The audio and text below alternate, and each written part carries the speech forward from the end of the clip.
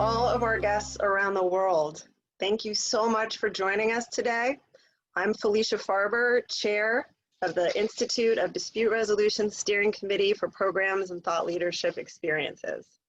On behalf of our Institute of Dispute Resolution team, steering committee members, global panelists, and all of our sponsors, I am extremely proud to welcome you to today's International Business and Mediation live digital event, Building the Future of Global Business, Enhancing Growth and Investment Through Mediation. This special program is presented by the Institute of Dispute Resolution, IDR, at New Jersey City University School of Business in partnership with the International Mediation Institute, Estrevos Lorand University, Budapest Conciliation Board, affiliated with the Budapest Chamber of Commerce and Industry, Croatian Mediation Association, Georgian Bar Association, EBA Mediation and Arbitration Center, New Jersey State Bar Association Dispute Resolution Section, the Justice Marie Garibaldi American Inn of Court, and the New Jersey Association of Professional Mediators. Today's program was created and developed by Professor David Weiss, the founder and director of the Institute of Dispute Resolution and the Connecting Bridges and Borders program through business at NJCU. Professor Weiss also teaches global business at the NJCU School of Business and heads their Bachelor of Science in Entrepreneurship. Under the directorship of Professor Weiss, one of the primary missions of the IDR is to use soft diplomacy as a way to apply mediation to aid cross-border business and create opportunities and support for foreign direct investment. By promoting business collaboration through international mediation and negotiation practices, the IDR has established itself as a leader in fostering global trade and commerce through entrepreneurship and innovation. It is recognized for its involvement around the globe in assisting cross-border stakeholders in the promotion of sustained economic and commercial success rooted in foreign direct investment. Specifically, the IDR strives to advance self-determination values through the concepts of mediation theory by bringing together stakeholders in business, government, and academia. Our program today is aimed at promoting global trade and commerce by applying mediation and negotiation modalities. We want to better manage disputes and associated risks, increase collaboration, exchange ideas and information, and give everyone at the table an equal voice in a fair, respectful, and diplomatic setting. For businesses, corporations, and institutions of all sizes, whether local or international, I don't think it's even a question that mediation is a superior way of resolving disputes. Mediation and other amicable settlement techniques should be the first instruments for the management of conflicts. What makes mediation different from other forms of conflict resolution is that it's a voluntary process where the stakeholders are free to craft their own tailor-made solutions to address their unique interests and concerns. In no other dispute resolution process is there an emphasis on providing the stakeholders with a safe and confidential, pressure-free environment where a trained neutral facilitates the stakeholders in finding more economical, prompt, and mutually advantageous resolutions to preserve their business and personal relationships. I always say that cases settle because of expense and exposure. Business disputes especially can take a lot of time, cost a lot of money, and be fraught with risk. The goal is to resolve these disputes in the fastest, most economical, and efficient manner possible. Early settlement not only saves money, it saves reputations and relationships. In more traditional methods of dispute resolution, like litigation and arbitration, there's a winner and a loser. A judge, jury, or arbitrator evaluates the dispute and determines the fate of the stakeholders. There's no flexibility, and it's certainly not consensual. One of the biggest advantages of mediation is that stakeholders can eliminate the risks and control their own outcomes in ways that best satisfy their needs and that make the most sense to them. Nothing is imposed upon them. In our Building the Future of Global Business event today, you will learn from each of our esteemed panelists who represent the 4 nation states of Hungary, Republic of Croatia, Republic of Georgia, and the United States, what is happening in the mediation space in their regions of the world. You will get a unique global perspective of how mediation can be utilized in the growth and enhancement of cross-border commercial business and foreign direct investment. You're going to have the opportunity to hear from the micro level to the macro level about how companies and people around the globe are adapting to changes brought about by the recent legislation in the United States, the New Jersey International Arbitration, Mediation, and Conciliation Act, and the new international agreement regarding the recognition of mediated settlements, the Singapore Convention on Mediation. At this point, and of course, we just had last minute, we are absolutely thrilled to announce that His Excellency, the Minister of Foreign Affairs and Trade for Hungary, Peter Szijjártó, is going to be joining us as our keynote speaker. So to begin our program, I am very proud to introduce to you Dr. Sue Henderson, the president of New Jersey City University. She has been the president since 2012 and is responsible for so many incredible accomplishments at the university, including creating the NJCU School of Business, adding numerous academic programs, spearheading a major redevelopment project, and implementing a program to make students' college educations accessible and affordable. On behalf of the Institute of Dispute Resolution, I'd like to personally thank President Henderson for supporting Professor Weiss, the IDR team, its students, and the IDR mission and vision to advance mediation internationally through the prism of soft diplomacy. Dr. Henderson. Thank you so much. I am so honored to see people from around the globe. And what you represent is precisely in many ways what my own campus represents. We are, as I fondly call it, a model UN. Students come from many, many places around the globe. We're very diverse. And I'm deeply committed to the concept that work of the future will be global in nature. And the only way we're going to be successful in being doing this global work is with the good work that's being done through this mediation concept. So I'll start with my remarks, and I want to thank all of you for taking the time, because I know you're busy, to contribute to this. But most important, I thank you for your work, because I think it's helping to move our globe together and in a positive way. So thank you again, and let me begin. As you know, mediation is a soft diplomacy tool that supports global business and foreign direct investment. It's a pathway to resolve disputes and create a value proposition between stakeholders. The IDR over the last 6 years has created a global outreach through the establishment of mediation as a business tool in new and innovative ways that reflect the values of New Jersey City University to be local but act global. Our university is situated in the most diverse city in the United States. It offers many opportunities for our students and for our globally strategy partners. And by the way, this is a goal of our state, but it's also the goal of this university, is to really think about how we can connect more powerfully across the globe. Over the last several years, the IDR is built under the leadership of Professor Weiss of a connecting of bridges and borders model utilizing mediation that forges connectivity for our academic and professional community to come together and build entrepreneurship and innovation culture through the international business, legal, and academic community. We're proud of these partnerships that span the globe, both within the IDR and throughout many other programs within our university offers. Today, we have many sectors supporting this program that help forge opportunities and forums that foster relationships and help the next generation of future leaders to be better global citizens.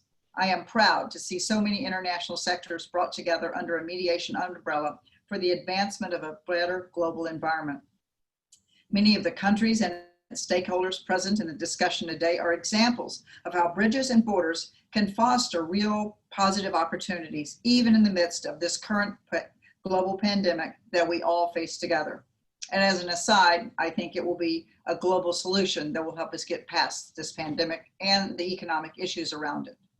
Looking forward to the collaborative environment is a key for the continued improvement of humanity, and mediation certainly plays an important role in this process.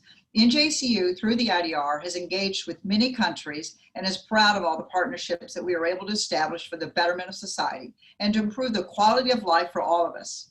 I'm honored today to see this distinguished panel of speakers coming together from important regions in the world to discuss mediation and improve global business activity, even in challenging times. I want to thank each panelist and the International Mediation Institute for their important role that brings this program together. The IDR bringing us forward in what we call a global village of connecting and forging new possibilities. As the program discusses different perspectives on mediation to improve trade and the investment, I think of our current Hungarian partnerships with NJCU through the IDR, which has forged important work in international trade conferences, student collaborations, academic contributions, field work and lectures, and entrepreneurship and innovation outreach. We have a new business on our campus thanks to our collaboration that began just a year ago with our work in Budapest. I see this beacon of light and outreach to be a new era wherein universities like NJCU can help contribute toward the vital economic and academic progress of global trading systems. I also want to recognize the other participating countries of the Republic of Georgia, which I have visited, Croatia, which I have visited, and the great state of New Jersey as a key component on this narrative. This global village program already has had far-reaching impact with over 20,000 views on social media and is expected to reach many more thousands around the world as it is rebroadcast throughout the ecosystems of the sponsors and participants that gave their time and support to own this vision of connectivity. Thank you, Dr. Henderson. We have our global panelists coming up right now. So first, I would like to introduce Laura Skillen. She is our moderator today, and she is the Executive Director of the International Mediation Institute, which has partnered with us today to present this fabulous event. For those of you who are not familiar with the International Mediation Institute, it is an extremely important organization in the field of mediation, helping to develop mediation and define the public policy framework for early dispute resolution throughout the world. In fact, the International Mediation Institute is the only organization setting practice standards for mediators on a global scale, and the only organization promoting mediation as a dispute resolution and deal-making process globally. Executive Director Laura Skillen's mediation training is focused on transformative approaches and peace mediation. She is an Australian native who is presently based in Brussels, and she's finishing up her doctoral research on blame and polarization in politics and what to do about it. Laura, we could probably have a week-long program on political blame and polarization right now. So I'm very happy that we're discussing mediation today. Laura also has a master's degree in European Union External Relations. Not surprisingly, she is dedicated to finding consensual solutions, empathy, and inclusivity. Laura, we thank you for all of your hard work promoting mediation around the world and for collaborating with the IDR to present this amazing program. The floor is yours. Great. Thank you so much, Felicia, for the lovely introduction. And thank you as well to IDR for helping us with this program today, not to mention to our fantastic speakers and VIP. But you're not here to hear from me, so I would like to introduce our first speaker for the day, Judge Sedan Šimak, who is the judge of the High Commercial Court of the Republic of Croatia, the president of the Croatian Mediation Association, an accredited mediator in addition to being a highly experienced arbitrator, a JAMS International Fellow, a member of many prestigious mediation panels, and is someone who sees mediation as generating the possibilities for change. So welcome, Sedan. Thank you very much, Laura. Hi, everybody. I would like to start with the thought that if we want to secure appropriate tools for the business people to solve their business disputes, legal system and legal profession should offer them something different. Actually, we need to understand first what does mean to be a business or to be in a business. Managing business is very complex, and the aim is to create a new value. And on the way to create a new value, businesses expose themselves to various kinds of risks. And besides of the business risks, from my opinion, business people do not need any additional risk coming from conflicts and business disputes, especially in a legal arena, which is uh, very hard for everybody. Risk in litigation, somebody said, is 6 times bigger for business people than their risks on open market. Can you imagine that? Business definitely, like David said, count on risk. But on the other side, they want certainty, they want control, and they cannot find control in litigation or arbitration. Mediation offers business people full control over the process and over the outcome in their disputes. And mediation is actually, from my experience, which I believe so much, is risk-free for business people. Mediation actually is not an alternative of courts, but alternative of failed negotiation. Many people forget that, and they just jumped to the litigation when negotiation failed. Business people negotiate because they can achieve better result with negotiation than without them. And they mediate because they can achieve a better result with mediation than in negotiation, direct negotiation. You know, conflict is a choice, and the way of solving conflicts is also a choice. So litigation is a choice, mediation is a choice, and most businesses today do not pay enough attention to their conflicts, and they manage them poorly or not at all. And I would like to ask everybody, what is a really added value of litigation? Despite we need courts, we need litigation, but not for all disputes, not for all people. And litigation is really something like a risk out of the control. Nobody can control a litigation or court decision, except maybe judges. And today, dealing with the conflicts and disputes only in litigation or arbitration is kind of synonymous for unreasonable business affairs. So in litigation or arbitration, business people lose what they care the most: control over their business, their lives. So business people too, like all other people, crave for the tools with which they can control over their lives, their businesses, and their disputes. You know, any kind of lawsuit is a declaration of the war. It is the beginning of the war, and it creates a big obstacle towards the solution of dispute. And what does really mean to achieve success in litigation or arbitration? Victory over the former business partner. You know, winning is not the best way of doing business.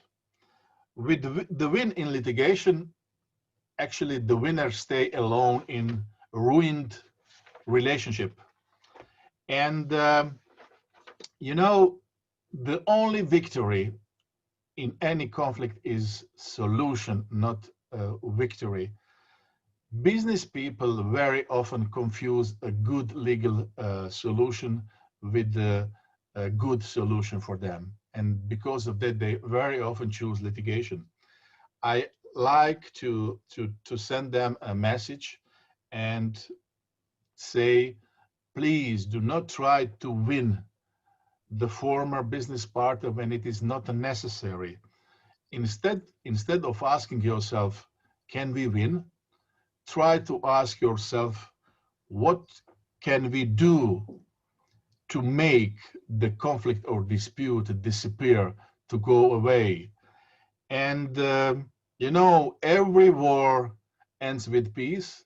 So let's start with peace first. And mediation is really great tool to make peace possible between conflicted business partners. Mediation makes possible conflict and disputes to become certain, to become manageable, to become predictive.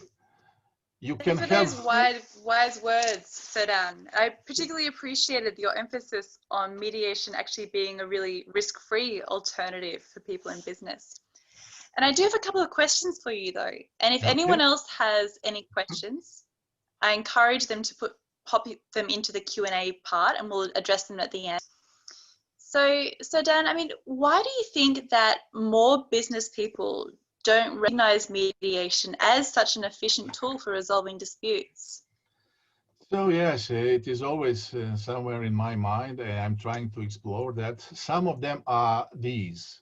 So still most of the business Sorry, people, did you hear me? still most of them do not know enough about mediation. So Dan, do I have you? Do you hear me? Okay. So they don't know enough. They feel they are right and they don't want to show themselves they are weak. They have a competitive mentality and they want to fight with the enemy, which is not in front of them. They treat business problems as legal problems. Actually, it is not legal problems, but business problems. They try to confuse good legal solution with the good solution for them. Very rarely, legal solution is good for the business people, and they are very often, business people are very often so busy, and they make a big mistake, and they leave a conflict to be solved without their direct participation in it. When you have decision makers in a conflict or a business dispute, the solution is so fast and possible. Fantastic. Thank And you. so, I mean, you yourself were a judge. So what do you think that judges can do in courtrooms during any litigation or during a dispute resolution to actually help business disputants to embrace mediation? Oh yes, I like that question. You know, judges can do a lot. You know, this is a new time, and the judiciary and judges can adapt to the new realities, to the new business environment. So the main role of the judge is not just to decide about the case by the law, but to offer help to all disputants, even in the courtroom, to find the best solution for them. This is a new role and the new movement, and behind that is give back responsibility for the solution of disputes to their creators. So parties and disputants are responsible for their disputes and their result. And judges, when they decide to come to court, should do everything to help them decide by themselves or find agreement or court settlement, or refer them to the mediation, because any decision rendered by myself as a judge means the end of the business relationship. Absolutely. All right, well, thank you so much, Sedan. That was a really fantastic presentation. You're welcome, Laura. Thank you. And I would now like to introduce our next speaker, Georgi Svetsatsi from the Republic of Georgia. He's an associate law professor at, I'm sorry for my pronunciation, Tbilisi State University. He's a practicing lawyer and managing partner of a law firm, a certified mediator, and founder of a National Center for ADR. So thank you so much for joining us today, Georgi. Thank you, Laura. I'm really delighted, and it's an honor for me to be part of this wonderful program. And I wanted to thank Professor Weiss personally for this opportunity. And I want to share with you my excitement with his ideas and programs like Connecting Bridges and Borders, which I think is one of the inspiring ideas I have ever heard for the last 10 years. And we had a lot of talks about it. And I think events like this can contribute and can help to encourage people to use not only mediation, but to change the mindset and the lifestyle of business, especially business, because as you know, mediation touches every part of our life, but this is extremely important for business. And I also want to thank Sir John for excellent points made about the advantages of mediation. And he mentioned one of the advantages, and you can hear about it in all mediation classes or courtrooms when the judge explains the parties what are the advantages for mediation. That one of the key points here is the full control of the parties over the outcome of mediation. But maybe I can surprise you to say that sometimes this point serves as a big impediment for mediation, especially in the region where I come from, and the space of former Soviet Union. So Georgia is a republic from former Soviet Union, and there are also other 14 countries having sharing the same history with us. And having this inheritance here gives me a good argument to say that sometimes taking responsibility is a big fear for people. So sometimes they just want to entrust or transfer their problems to judge or an arbitrator, and they want them to decide, and they are not ready to decide for themselves.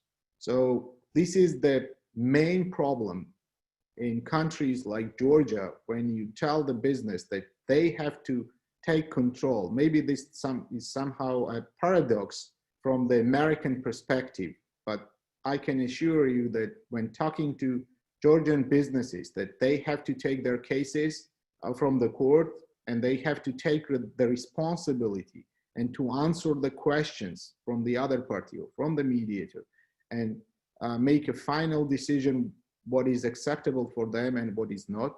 Sometimes they are very afraid of it.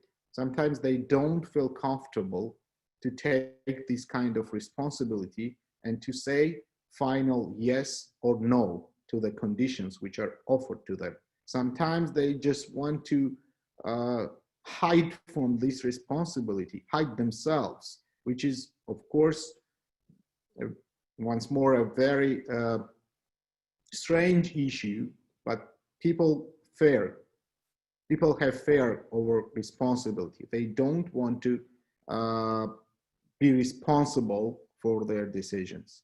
And this is true especially for businesses which deal with myriad number of disputes, and which is cultural for them. So big businesses, when they have lots of consumer disputes, when you sell something that is very widespread and you have a lot of complaints from your consumers, then you're getting a lot of disputes and court cases.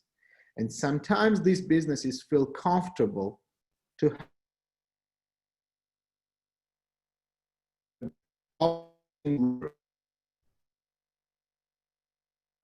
work on the maybe prevention design, or to work on the complaints design, and to insert the mediation tool in contacting in contact with their consumers. So this sounds very complicated for them. So this is one of the big impediments, I would say, from my perspective, where the CEOs who are very comfortable in their offices, they just, of course, they are determined and they are assigned for such decisions, but sometimes they don't feel comfortable to make these kind of decisions every day on an everyday basis. So when you have 3,000 disputes with your consumers, it means that you have to deal with them individually, and you have to take and make your decision individually for 3,000 cases. And sometimes this is not comfortable for people who are dealing with those disputes. And I think this is one of the biggest impediments for Georgian companies to make this decision and to go for mediation. And this is the problem I face every day when talking to them, trying to convince them to use this tool. Another problem for big companies regionally, I would say, in Caucasus, in Middle Asia, in Ukraine, also in Baltic countries. I have good contacts with my colleagues, lawyers and mediators in those countries, and I can say maybe on their behalf also that the same problem exists in the region and in the post-Soviet country, and I strongly believe the same was happening also in East Europe maybe 10 years ago. And so John can also agree that some things are very similar between the countries like Balkan countries and Caucasus countries, and these problems still remain, unfortunately. There are some countries which are more successful in this, but still the big companies who are dealing with big number of disputes,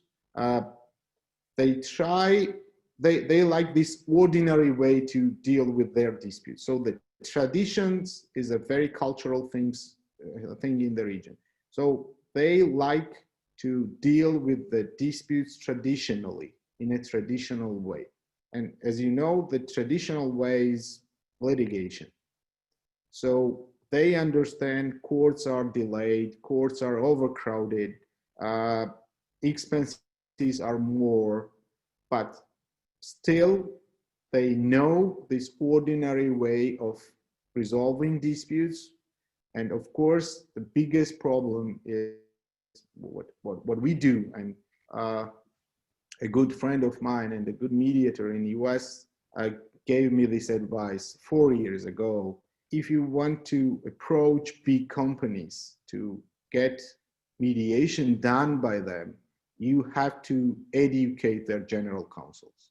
So we have organized several trainings for general counsels in order to educate them why it is good for them personally, because this is a very personal issue. This is also a cultural thing. So they think why it's comfortable for them personally. And then, of course, the next question comes how they can somehow sell this to their companies, that the mediation is the first tool of using the dispute resolution tools. So these general counsels, of course, they are also an old style. Sometimes they don't believe or don't trust in things you're offering to them. And from this perspective, it's very important to have a right way to approach them and to convince them. So another point which is very important for my perspective, and which is directly related to the title of our event today, how mediation is related to foreign direct investment. And this is very important from Georgian perspective, that we push when we represent the investors who are investing in Georgia or also in other countries of the region, to push them to use mediation or MEDARB clause, which now has become very popular in Georgia. When mediation begins and if it is not successful, the arbitration comes into play. So these kind of tools and settings are becoming more popular now in Georgia.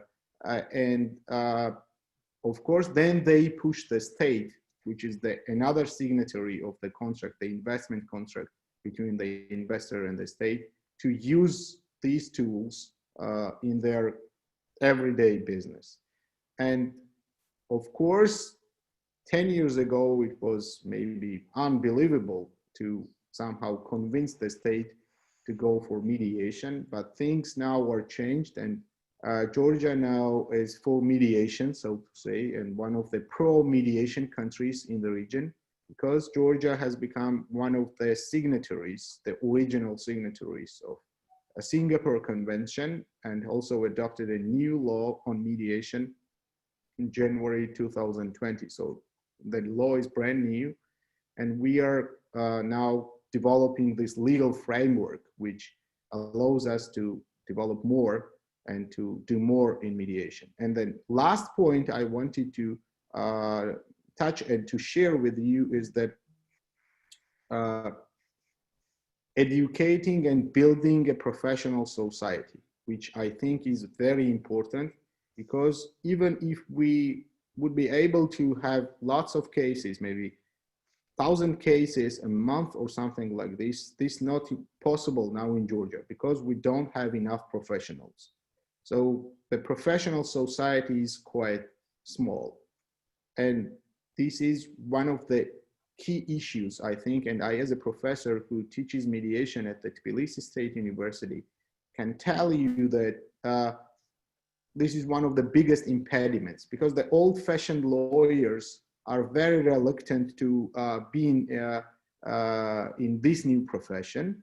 And on the other hand, the new generation does not have enough trust from business to be somehow a part of new business deals, including mediation.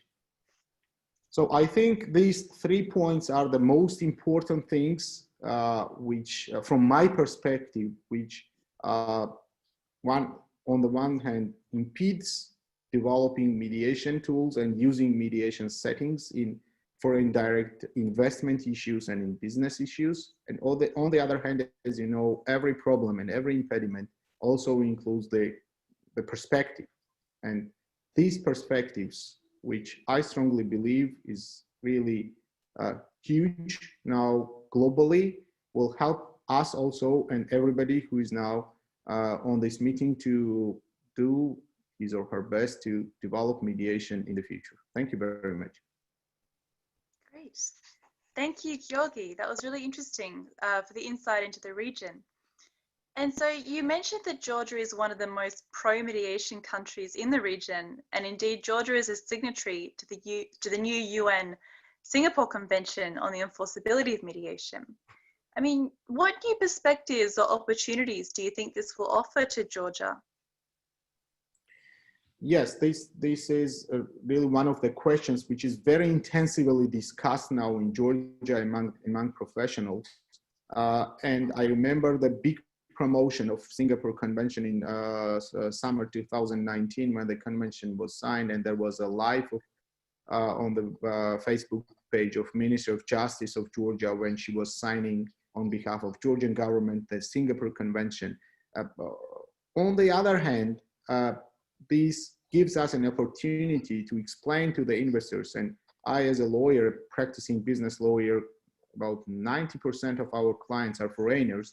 And when we explain them that this alternative is already in force in Georgia, and Georgia is even a signatory of a convention which is now in force and which can now be used in supporting mediation, this is a big advantage for us, for Georgian lawyers, to convince them to use this tool and to decide in favor of Georgia when trying somehow to diversify their investments in different countries of the region. So I think this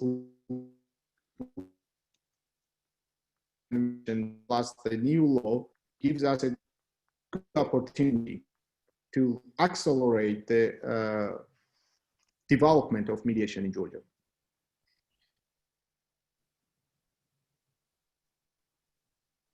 Hello, Laura? Okay, great. Thank you so much, Yogi, again. And thank you for joining us today. So I would now like to move to our third speaker, Richard Dean, based in the US and in New Jersey. He's the former president of the New Jersey State Bar Association.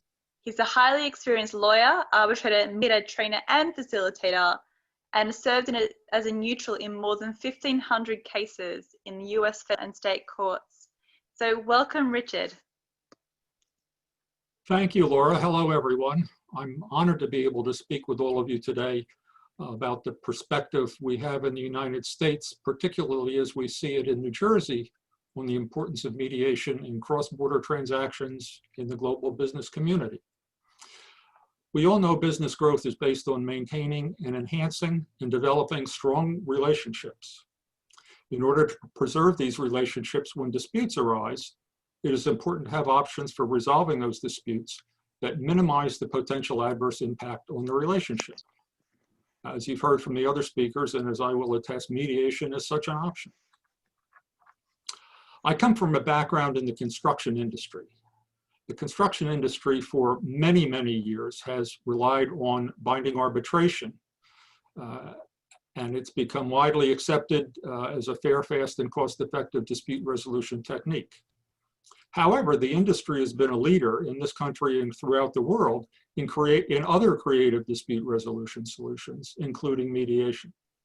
A mediation step is now included and has been for 20-some years in the dispute resolution provisions in most construction contracts. The industry has embraced mediation and sees the value in it. Industry leaders recognize that guided negotiation can help parties maintain a relationship while they're resolving their disputes. In the international arena, again, there's a long history of parties relying on arbitration to resolve business disputes. Arbitration has some distinct advantages in global business. It is a well understood and consistent process that reduces the risk and uncertainty of relying on the varying judicial systems throughout the world. While arbitration is an important tool, it does not provide some of the advantages of mediation that some of the other speakers have already addressed. Mediation in cases where resolution can be obtained between the parties. The flexibility of mediation allows the parties to retain control of the process. Arbitration is more flexible than litigation in terms of the process, but at the end of the day, the decision and the outcome is not controlled by the parties. Mediation focuses more on the future, more on where we go from where we are, and allows the parties to craft outcomes to enhance their relationships with a much broader range of options and solutions than are available in either litigation or arbitration. When parties are unable to directly negotiate solutions to disputes, a skilled mediator can help the parties to reach a satisfactory resolution. Even at the outset of a business relationship, parties may use mediation to assist in negotiating the terms and the structure of the relationship. This signals a desire to work amicably together and enhances the opportunity for all to be successful together. An important component of any dispute resolution mechanism must be the ability of a party to enforce the result. International arbitration awards are enforceable through the New York Convention. For parties to accept mediation as a useful tool, there needs to be a mechanism to enforce the terms of the mediated agreement. Certainly, certainty of performance of the responsibilities and obligations assumed by the parties is vital. The new Singapore Convention, which has been mentioned, is designed to provide for the enforcement of mediated agreements. It may eventually become, in the international mediation world, as important as the New York Convention is in the international arbitration arena.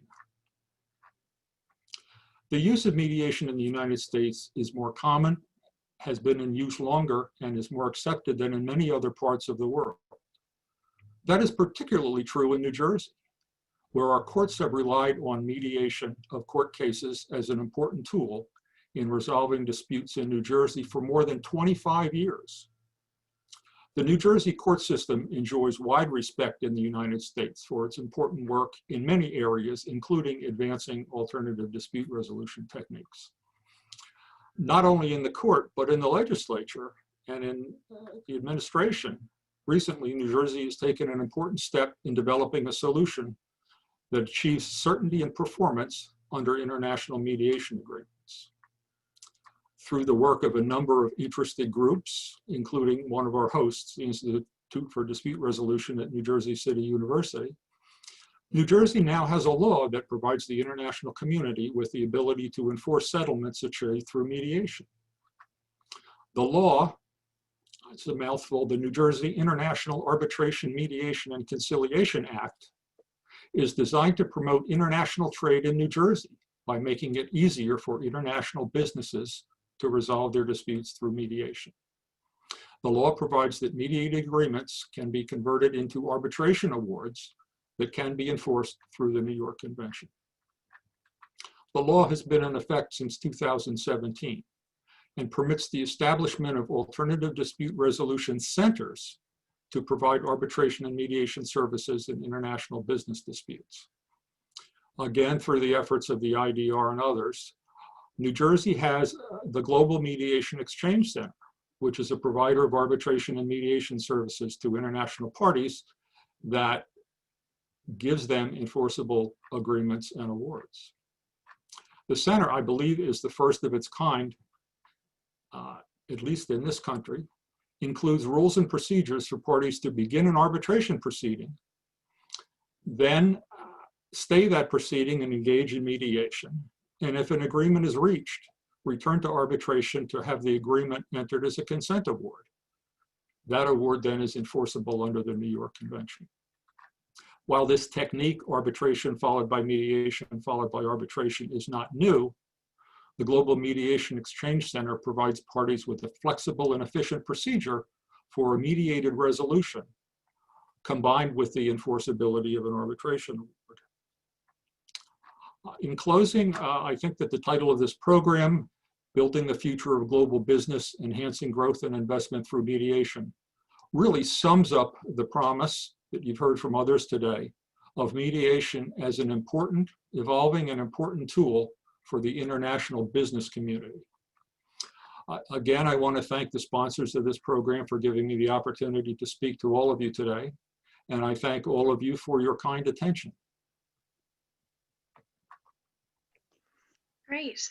Thank you so much, Richard, for that fascinating and very on point presentation.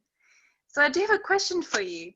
Yes. I mean, what are the major differences between the New Jersey Act of the Mouthful and the Singapore Convention? Well, although the New Jersey Act is relatively new, the process is in place for people to be able to utilize it now. The Singapore Convention is even newer and is going to take some time for a real understanding and a real use of that to be able to be relied on in large part to the extent the New York Convention is approved in hundreds of countries, and the Singapore Convention may eventually be so. But the mediators I've talked to about the Singapore Convention are concerned about certain of the requirements. Some of the provisions in the Singapore Convention are designed more or less to match the provisions in the New York Convention. The mediators are concerned about some limitation on the flexibility of the process. Mediation, to the extent that it provides almost unlimited flexibility depending on the needs of the parties, there's a certain structure that is required for enforcing mediation agreements under the Singapore Convention that may limit some of that flexibility. Another concern mediators have is that mediators have representations and responsibilities, including being a signatory to the agreement. The mediators have to validate, if you will, that there was a real mediation that was conducted.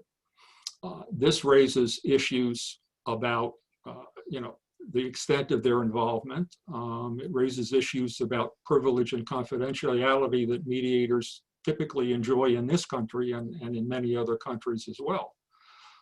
The last concern I heard from mediators you know, is that challenges to the enforcement for alleged mediator misconduct, again, may embroil the mediator in post-mediation activities that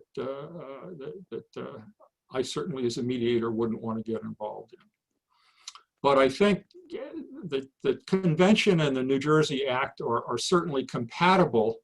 And I think the advantage of the New Jersey Act is it's readily available now to be used with disputes between any countries that are signatory to the New York Convention.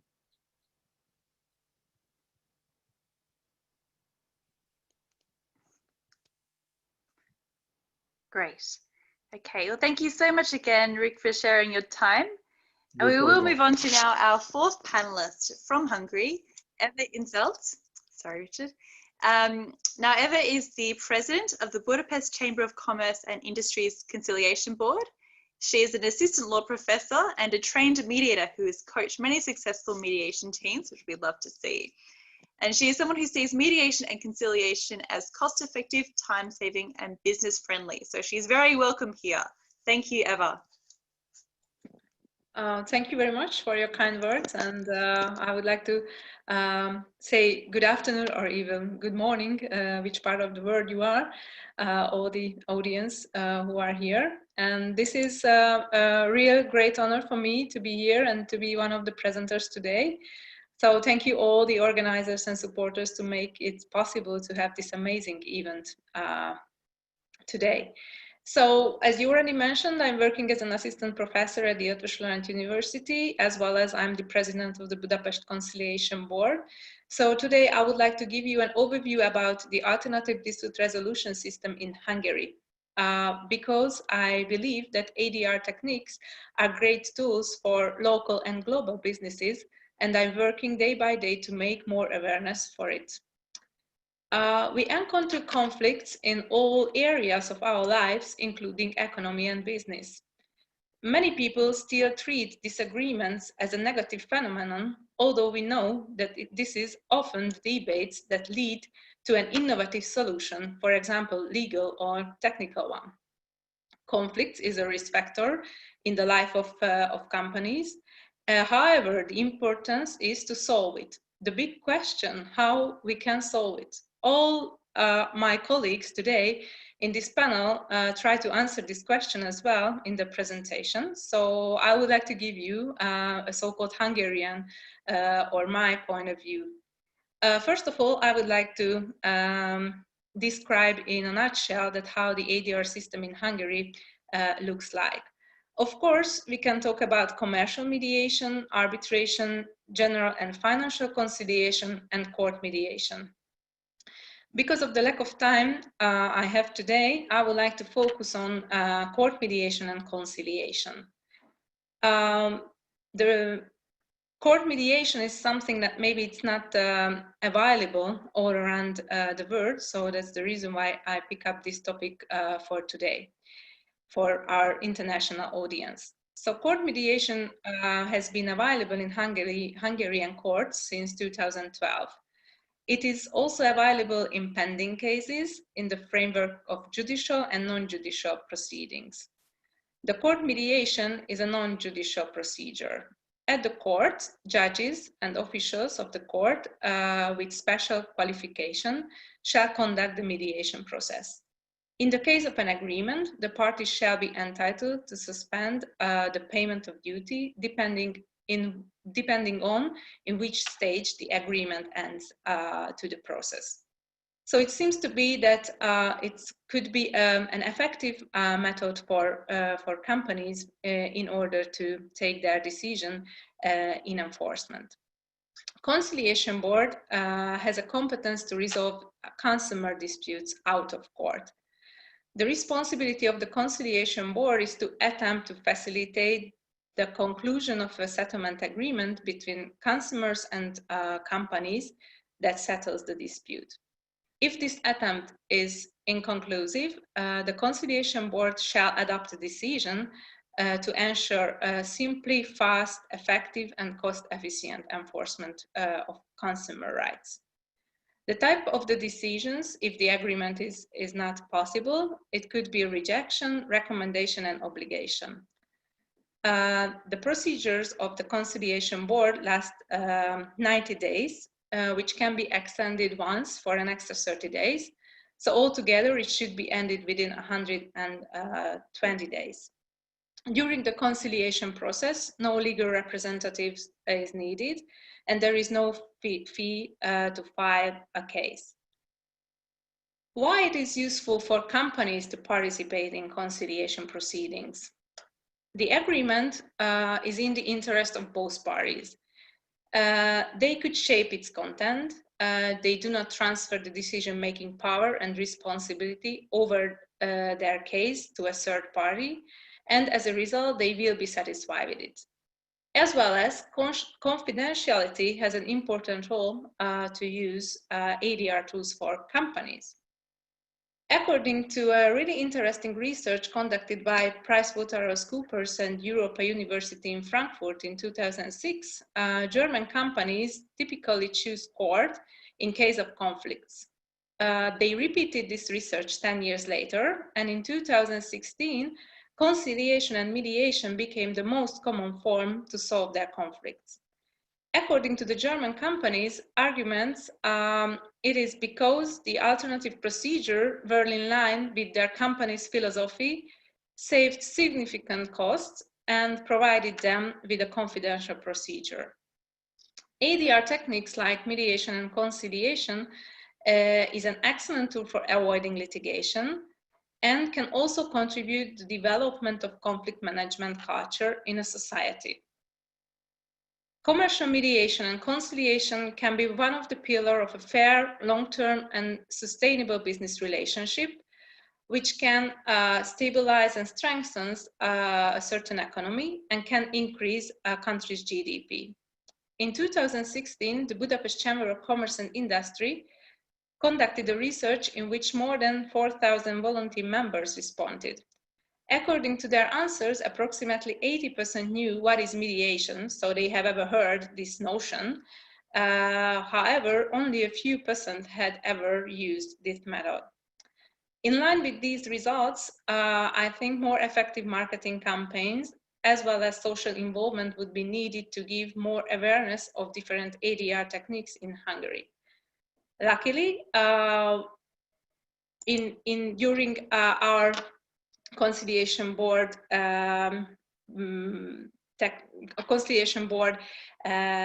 procedure, I can see that this kind of marketing and more awareness of this kind of techniques can be visible. So thank you for your kind attention. Great, thank you, Eva. And so a couple of questions for you, but there's one I'd like to start with, because here you mentioned mediation and conciliation. And of course, these terms mean different things in different parts of the world. So in Hungary, what is the difference between these two? So you mean mediation and conciliation? Because I haven't got your question clearly.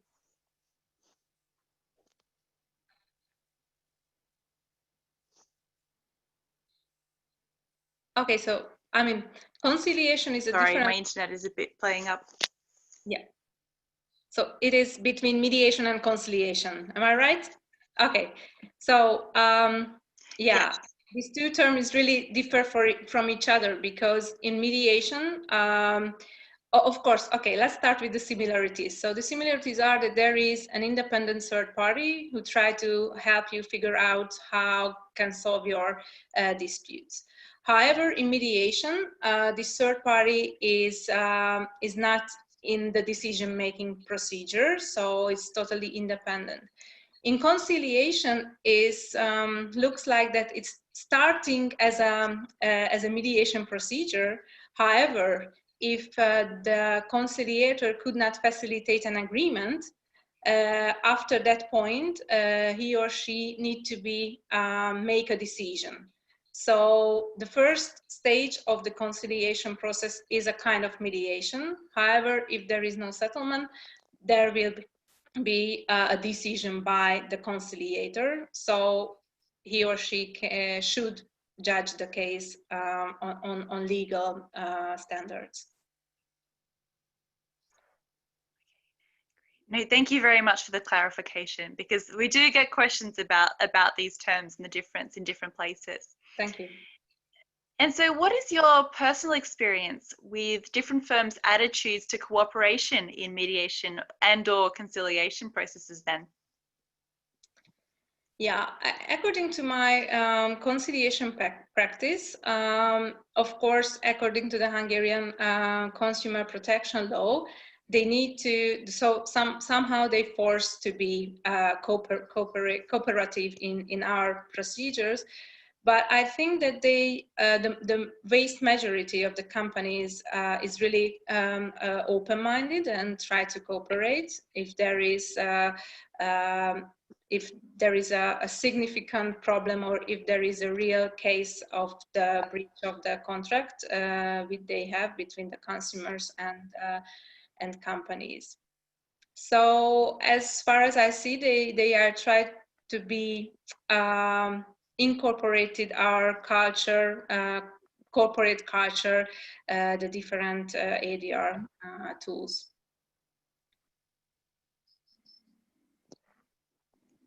Great. And so lastly then, I mean, what are the most typical case types you see at Budapest Conciliation Board? Yeah, we have really various type of services and products situations. So for example, if you are buying an electronic devices, any type of clothes or shoes and so on. Or even if you are, for example, built a house and you can have some conflicts with the construction company, you can file a case in the conciliation board, as well as because of this situation this year about the coronavirus situation, we need to deal with a lot of cases which in connection with travel agencies or any other issues when we need to see that it is a force majeure or not.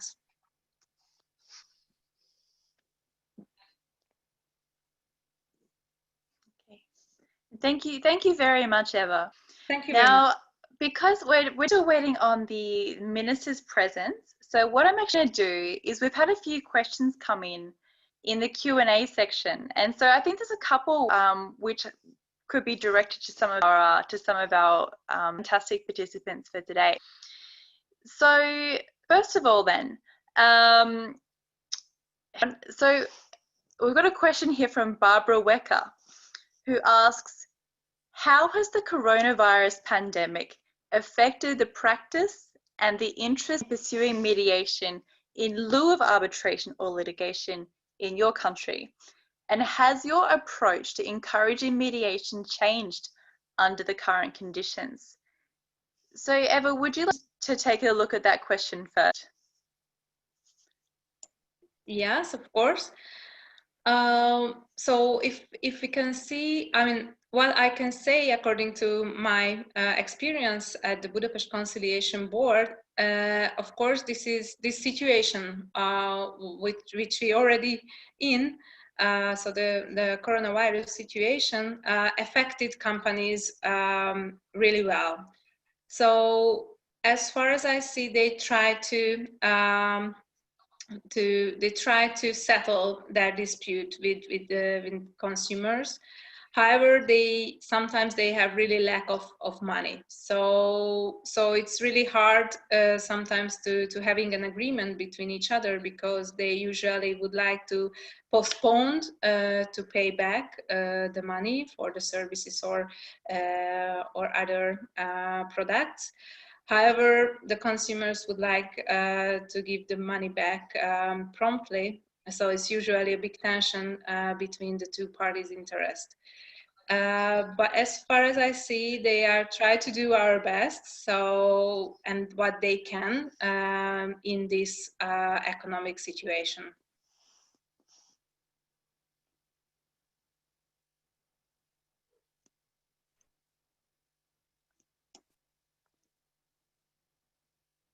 Okay, thank you.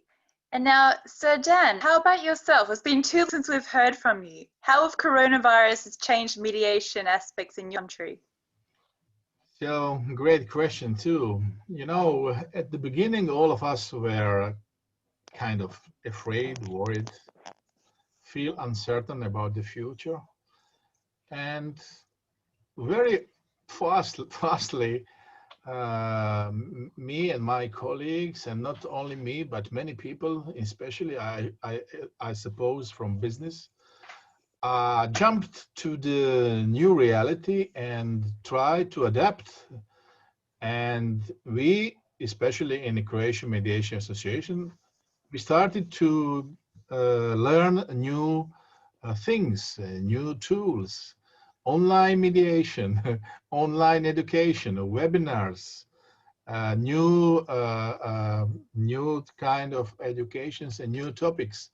And I found that very interesting, and I feel kind and enriched with that, and I look toward the future of mediation in very positively. But all of us have to do a lot of work in that direction. And I used to say that mediation will not happen by itself. It is very connected with what we as mediators do. And as the aim of this webinar is, business people are amazingly important for this, because when they recognize mediation for their own interest, in which they can solve their huge problems, which are unavoidable in business, and when they find that they can solve that problems within one day, very often, half of our mediations, 50% of them, are ended in one single day. And very often after that, business disputants continue with their business relationships. That is their interest, not disputing.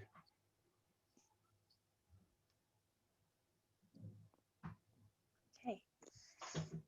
And so then thinking about the actual promotion aspects of mediation, we've got a really interesting question here, or part comment, part question, from editor-in-chief at CCO magazine, and representing the American Hungarian Chamber of Commerce.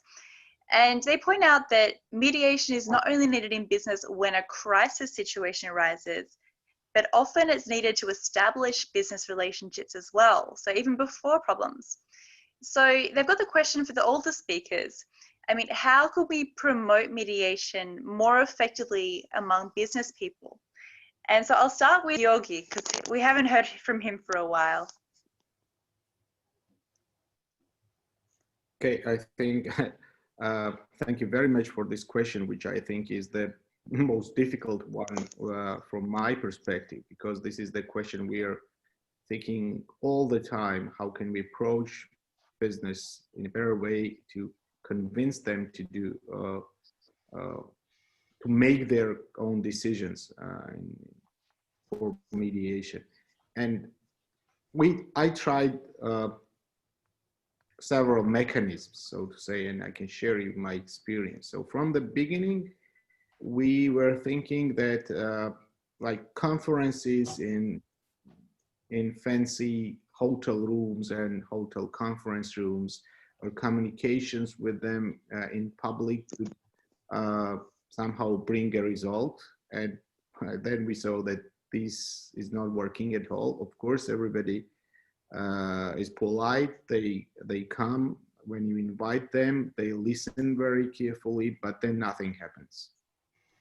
So then we change the strategy and begin the individual relations, individual negotiations with all businesses. And I think these brought a first results, which of course were not that much impressive as one could expect from the very beginning. But I think the most important lesson which we learned here is that to understand the real risks, which is hidden somewhere. So no company likes, no CEO likes to speak publicly about the risks they have.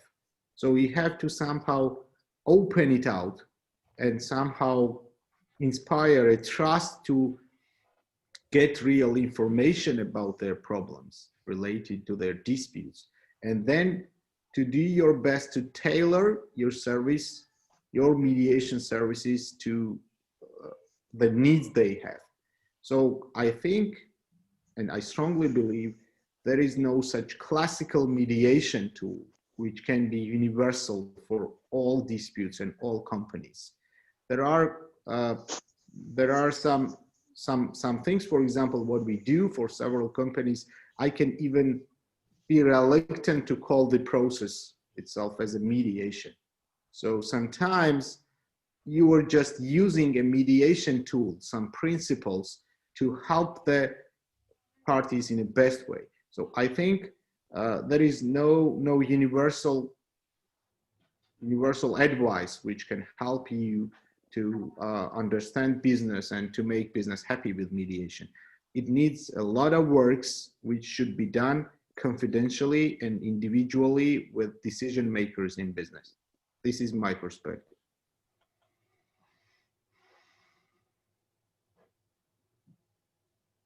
Okay. I think that's some fantastic insights. So thank you so much, Georgi. And just turning as well, really focusing on those upstream type uses of mediation. So in the establishing of business relationships, I mean, Richard, I'm aware that there's more attention being given to this in the US nowadays. I mean, in your experience, I mean, what have you witnessed in terms of really promoting this use of mediation in the establishment of business relationships? Has that been your experience at all? It is starting to happen more frequently now. It's not growing at a fantastic pace. I know in the construction field where I spend most of my time, in the US, business people reach broad parameters of deals and then lawyers write up the details in the contracts. So a lot of the negotiation is really between or among the lawyers if there's multiple parties. One of the things that I know neutrals can provide a lot of help in is at the outset of a relationship, making sure that the parties understand effective communication with each other. Make sure they understand what their responsibilities are under the contract. It's really, and this gets into team building and really creating a business relationship that relies on honest admission. People understand what their responsibilities are. Many of the construction disputes that I arbitrate, the biggest problem is that people didn't have the same understanding of their responsibilities, and that led to disputes that led to all kinds of problems. But I think at the outset of a relationship, whether it's officially a mediator or not, probably it's not, but some other neutral person who can help the parties work out on a going forward basis how the relationship can best be continued and maintained. The other thing that I have seen a lot of in agreements is that there is a mediator appointed at the beginning of a relationship who any party can call on at any time for a quick, to quickly bring the parties together on an issue and see if they can solve it before it gets to be a bigger issue, number one. certainly before it would be the kind of an issue that would lead to arbitration. So that's kind of where I've seen it, other than once a dispute has arisen.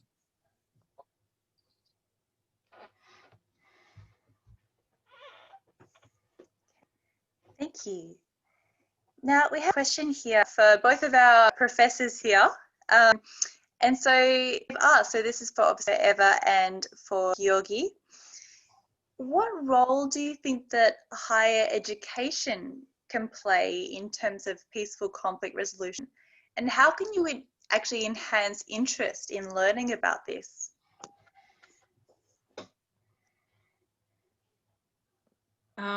Thank you very much. I think this is a really good question and it's really important. So, because I do believe that we have really, as university professors, we have a really big responsibility to teach the ADR techniques for the next generation. So that's the reason why I'm started roughly 10 years ago to have ADR curriculum at my university in Hungary, as well as I'm training Hungarian law students to participate in the International Chamber of Commerce International Commercial Mediation Competition, so they can see that how mediation can look like in real life, as well as to be a part of a great event and to get to know distinguished professors and well-known practitioners in that field. So I think that not even just the higher education, however, maybe earlier we need to, during the high school education, we need to teach students and children to how to handle conflicts in general and how to become alternative dispute resolution techniques in their life or in a society culture, which is really important, I think. I think, just from my Georgian perspective, the education, the higher education has the decisive role in developing mediation. So now the universities in Georgia and the university centers are the main players for mediation, and students and the master students who are working very actively in mediation clinics are, I think, a big hope for mediation in Georgia. And I know that something similar is happening in neighboring countries. So I think for the new generation of mediators, and as I've already mentioned, we do not have the old generation of mediators. So it's very important for mediation development that the universities and the higher education centers work in a proper way and push forward the idea of ADR and mediation, especially to develop this industry at all. So I can hardly imagine how can we develop mediation without the mediation centers, which were developed for a couple of years ago in different universities, including Tbilisi State University, where I teach, where the center was created with support of USAID in 2011. And the center really did a great job for promoting and educating people. All of education perspective is huge, and this can play a very important role for future of mediation.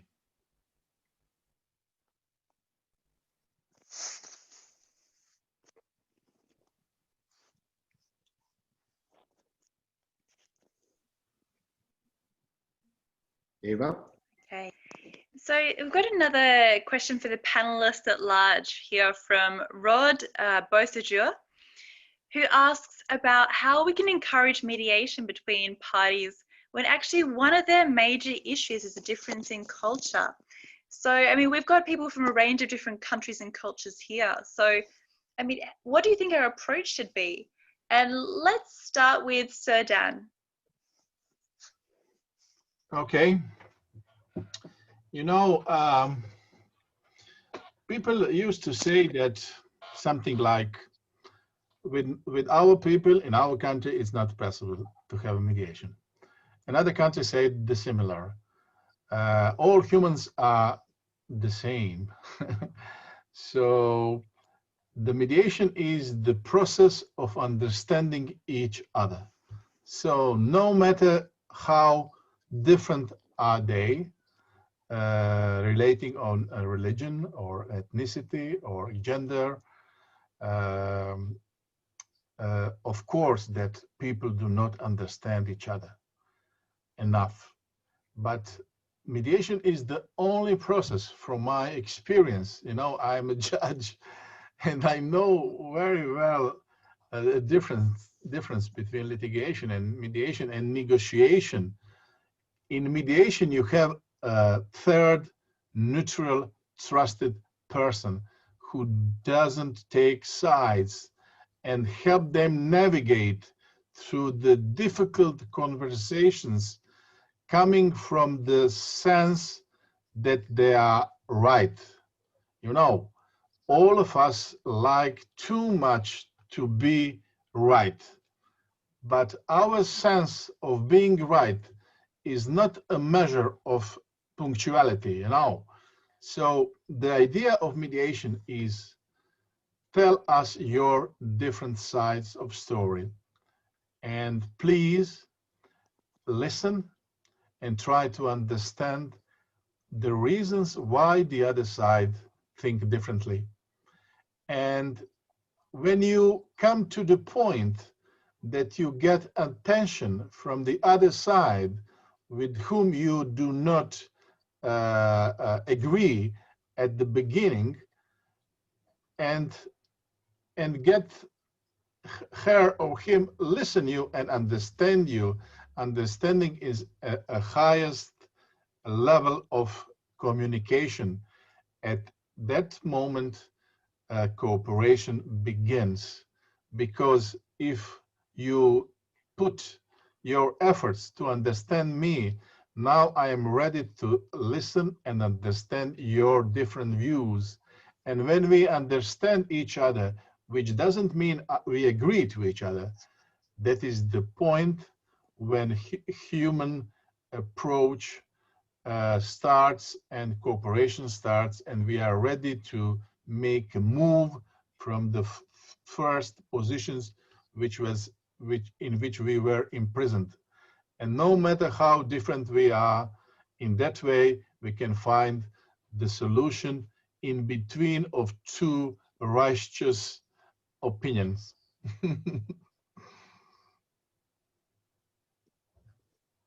Fantastic. Thank you, Sudan. Thank you. You're welcome, Laura. Let's hear from Eva then. What is your take on these sort of intercultural or cross-cultural concerns?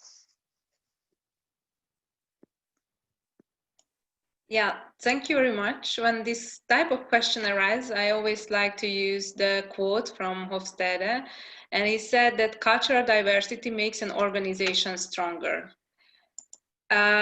So he was talking about different co-workers, different co-workers in a certain organization from different cultures. But I agree with Serdon that during a mediation session, of course, this kind of cultural diversity can be an advantage rather than a disadvantage, because we can ask the parties to tell that how they are feel themselves. Maybe this kind of attitude or feeling is a part of their cultural heritage, so they can understand each other, and they can understand not just their personal feelings, but their cultural differences as well. And if we can go through this kind of process, I think we can, and we can stronger the relationship between the parties, rather than we can see cultural differences as a disadvantage in that case, or maybe something that can close down a session. Laura, would you allow me just to two more sentences? I guess I'll allow you, yes. So I like an expression somebody said that when we allow ourselves to listen and understand different point of views, different thoughts, and when we confirm to the other side that we understand their thoughts, which were strange for us at the beginning, become part of our thoughts, and they are no more strange as at the beginning. And this is a crucial point to start to cooperate in finding a solution. Thank you very much. Of course. Now, one very last question before we do start to have to wrap up. And I'd like to ask this question of Richard, actually, given your experience as a neutral in a variety of situations. So Brian Clark asks whether part of the problem with businesses not being keen on mediation, he wonders whether that's because by the time they start to consider it, they're already entrenched and lawyers are involved and want a legal determination. I mean, do you think this is the case, and how do you think we can actually overcome it? I think, Laura, that in most cases, once a mediator is engaged, there are lawyers involved. I've seen lawyers become much more receptive to and much more effective in mediation in those cases where the lawyers and the parties believe that a mediated solution rather than lengthy litigation or arbitration makes more sense. That's true in a lot of smaller cases where there really isn't the justice, the legal system, people can't afford the legal system in many smaller cases. But in terms of encouraging parties when they're negotiating, again, you can provide in the contract that there will be negotiations amongst the people directly involved in whatever the project is. If that's unsuccessful, you can move that up to higher levels of management, even up to top management, in a very short period of time, and then include in that a mediation component, again, before people are thinking about litigation. Lots of parties, before they start a lawsuit, work through the mediation process and avoid starting the lawsuit altogether. But I think, you know, again, or still, until there's an ability of the business people to understand or to retain control. There was a discussion before about some business people don't want to be responsible for or accountable for the results of the resolution of some of these disputes. And that's very true in even in mediation. You'll see that parties aren't willing to, some mediations are unsuccessful because the parties aren't willing to assume the responsibility of the outcome. They would rather be able to point to someone else and say, it's their decision, it's not mine. But it's a matter of educating the business people about the ability of a mediator to enhance negotiations even before you know, a matter becomes a significant dispute. I like it. So it's about that really proactive approach to mediation, even for the start of a relationship then, which ties back to what was said earlier. So thank you so much to everyone. Now, I do want to add that we have had some connection problems, and so we won't be able to hear the minister's statement today, for which he apologizes, but we will make sure to send his comments around to all of the attendees later on. And with that, thank you to the panelists, and I will hand this back to Felicia to finish up our event. Thank you so much, Laura, and thank you to all of our speakers. This program was excellent. The insights that you have shared from your countries, I think, are extremely valuable to all of us so that we can learn from one another. Because when you mediate, even within your own country, you tend to do so in a vacuum. You're with the parties, attorneys, and you really don't know what other mediators are doing within your own community. So to be able to hear everybody's perspectives from around the globe is really, really enlightening and unbelievably valuable. So I thank you all for participating today, to all of our sponsors, all of our attendees from around the globe. Thank you so much for joining us. And of course, NJCU and the IDR team, our steering committee, everybody that came together to put this really unique and incredible program together. So thank you all, and I hope to see you next time. Bye, everybody.